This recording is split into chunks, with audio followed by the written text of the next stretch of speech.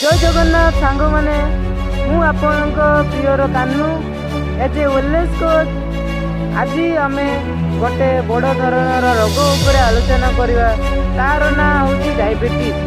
आपण मैंने जानी कि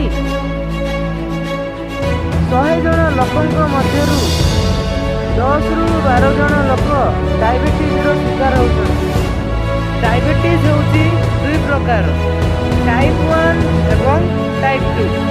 टाइप 1 रे कौन हुए ना आमर इंसुलिन सरी जाए एवं टाइप 2 रे कौन हुए ना आमर इंसुलिन व्यवहार हो पारे ना ही नष्ट हो जाए।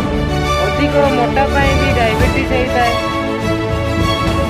जदि आपणकर आपण परिवार यही समस्यार सम्मुखीन होउचंती ताहले निजर खाद्य शैली एवं जीवन शैली को परिवर्तन करंतु।